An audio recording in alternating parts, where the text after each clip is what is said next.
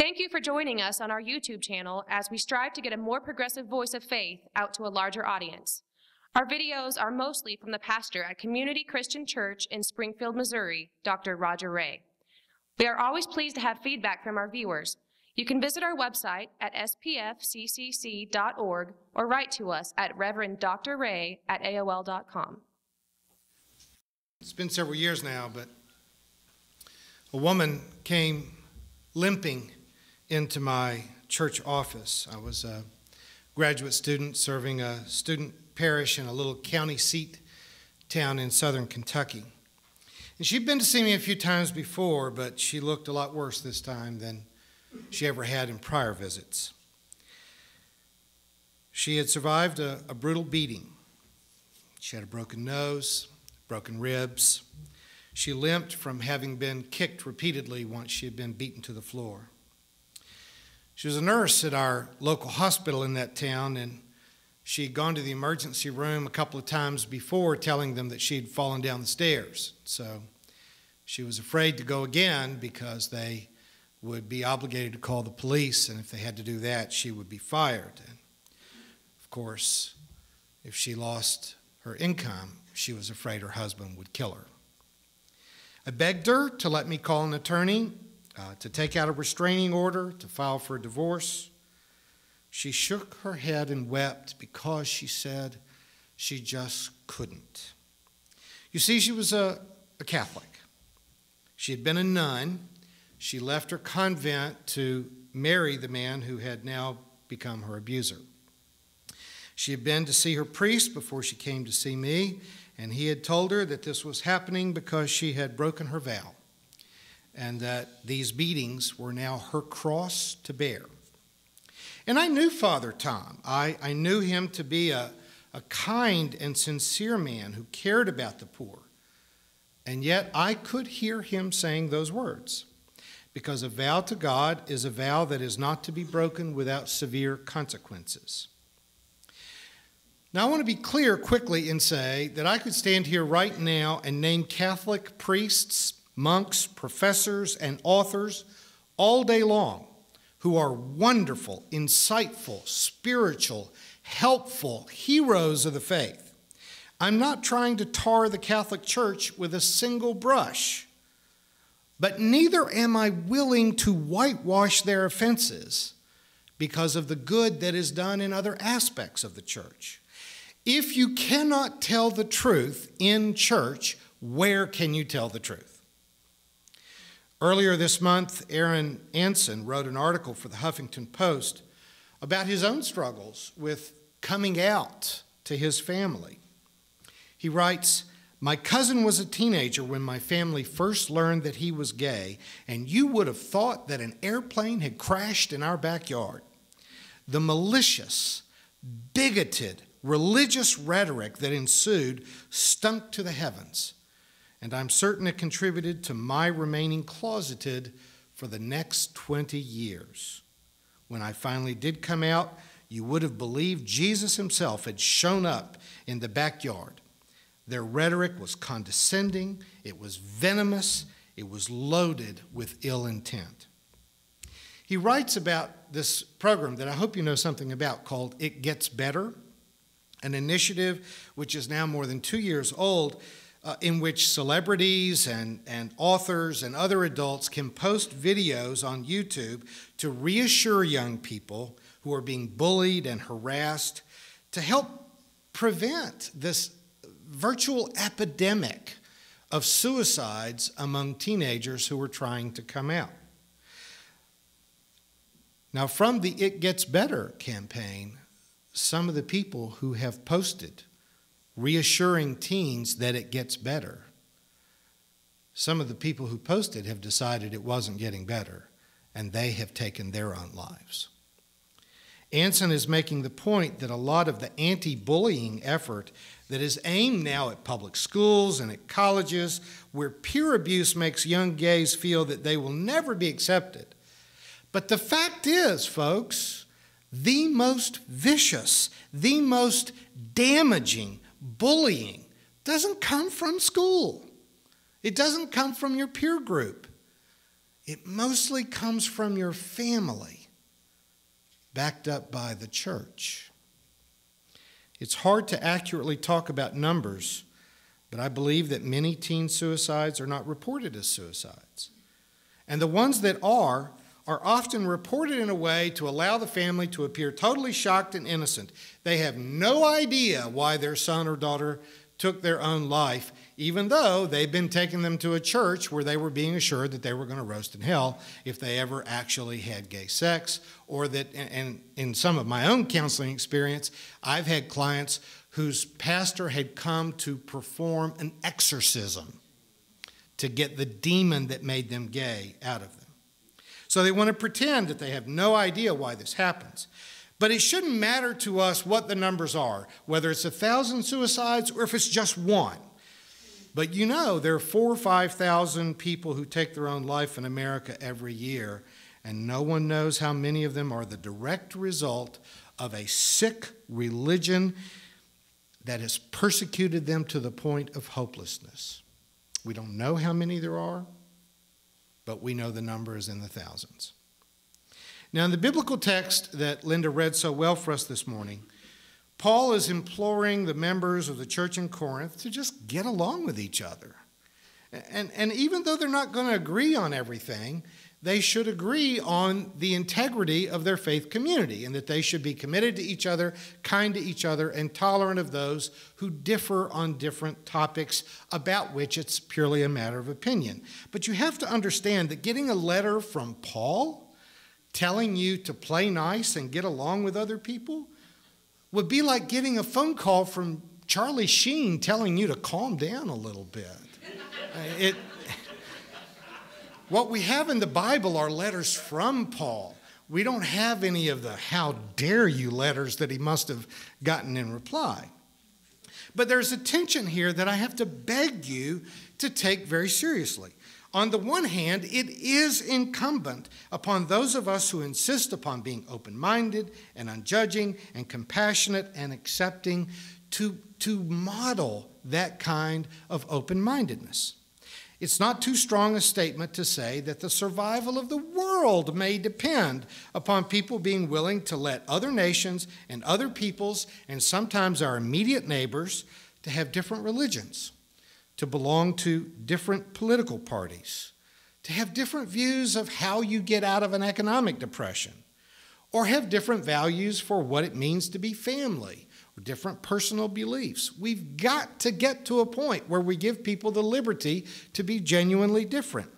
However, you cannot say that religious beliefs that tell a battered woman to remain in a marriage where they know they will be abused, you cannot defend someone's right to believe differently if they are using their beliefs to drive teenagers, and sometimes the teenagers who live under their own roof, to commit suicide.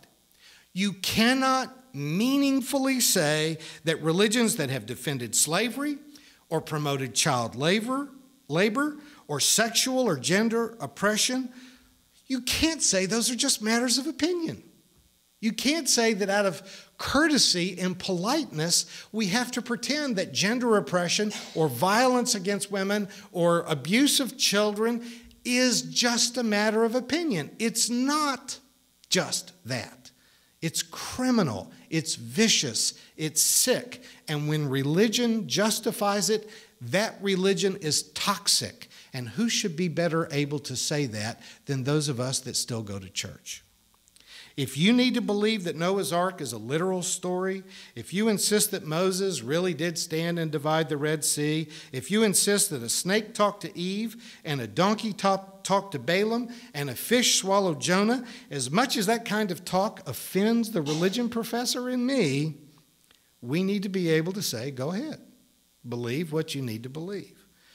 But when you quote the Gospels to say that the poor will always be with you to justify trying not to fight poverty, or you quote Paul saying that women should be subject to men or should be kept silent in public, or if you insist that the Levitical injunction to stone people who are gay is something you must do, then I got to call foul. I got to say that's not right. It is far too simplistic far too dangerous. There have been too many deaths, too many destroyed lives to say that we have to respect and honor whatever someone decides to call a religion.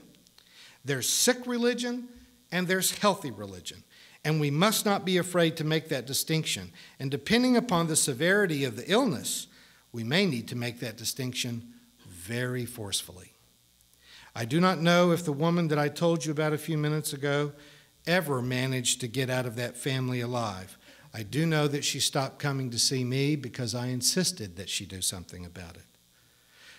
But I also know that I didn't do her any favors by treasuring my friendship with Father Tom so much that I didn't leave my office and walk the 2 blocks down the hill in Russellville, Kentucky to Sacred Heart Catholic Church and sit down with him and say, Father Tom, we've got to talk about this. I didn't do her any favors by being too polite.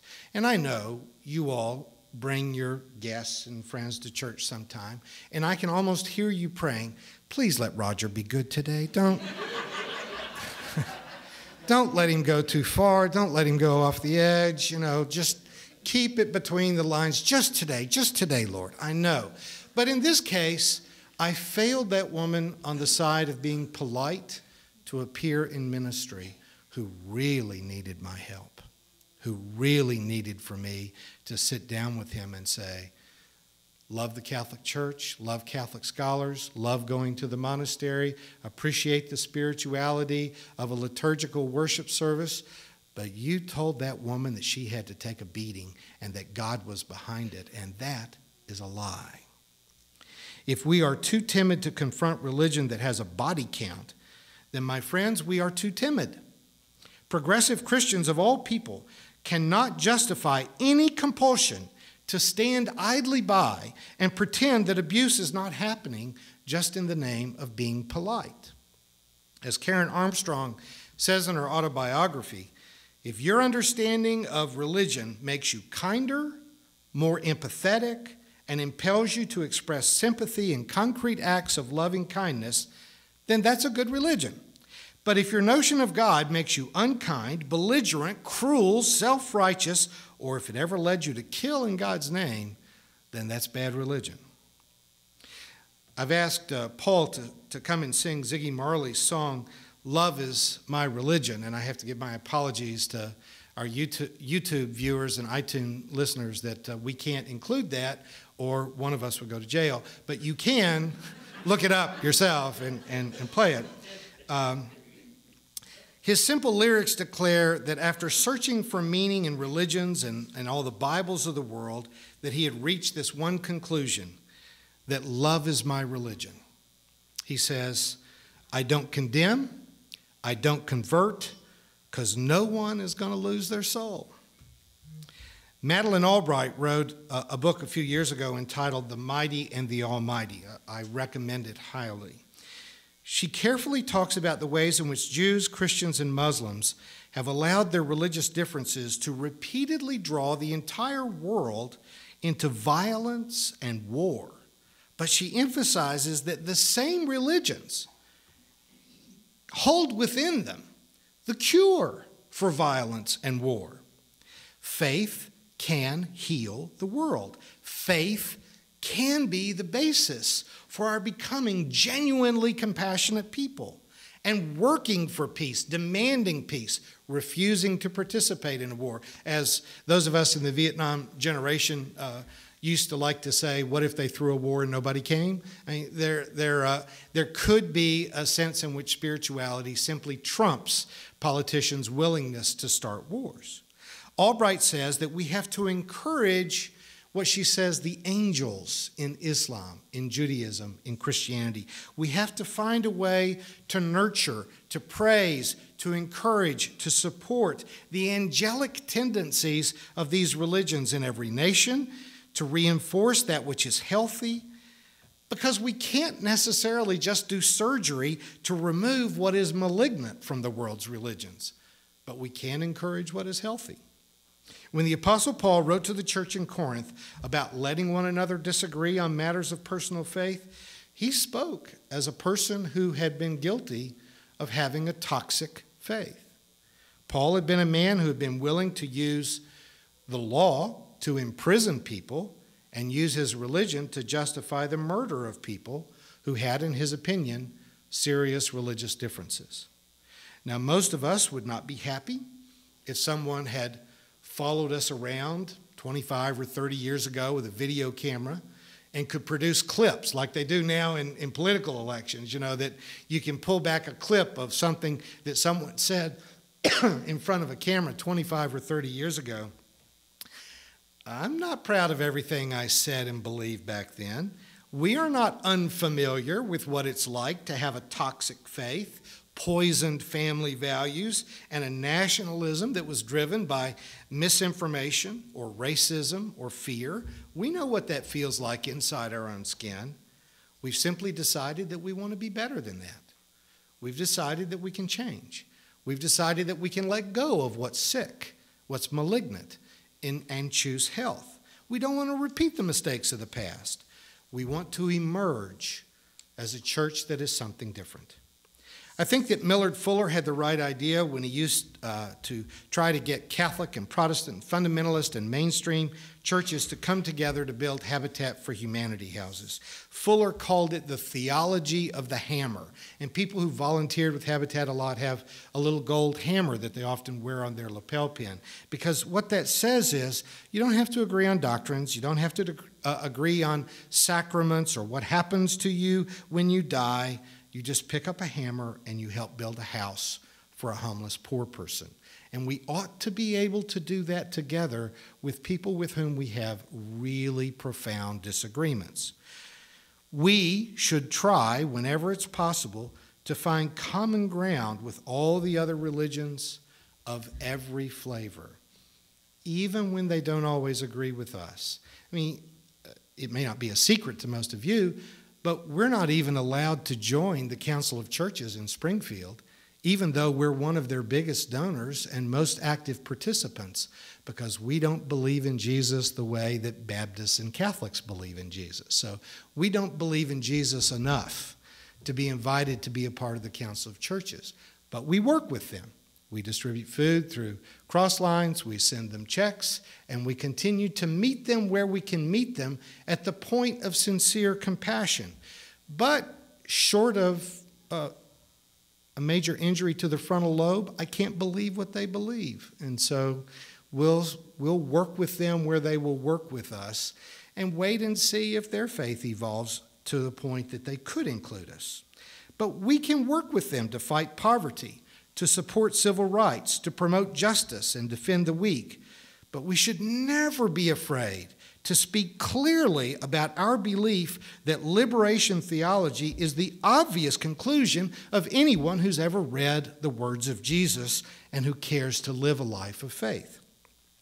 I believe that we should be more gracious towards our critics on the opposite end of the theological spectrum than they are towards us. But as I've said before, peace in the absence of justice is just surrender. And for people of faith, surrender should never be an option. Never. I've been told that the French Foreign Legion had a motto that went something like, if I falter, push me. If I stumble, lift me up. If I retreat, shoot me. That may be a little strong for church folk, but what excuse do we ever have to turn our backs on the victims of violence and abuse? What excuse do we have to be silent and polite in the presence of the abuse of children? What right do we have to pretend like it's okay to have a religion that defends war or defends poverty? May God do this and more also if we ever fail to be heroic in our pursuit of faith. Amen.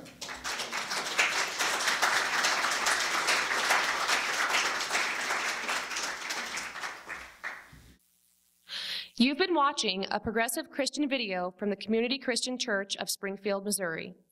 We encourage our viewers to donate to our efforts in feeding the homeless and hungry of our community. Write to us at reverenddray@aol.com for more information.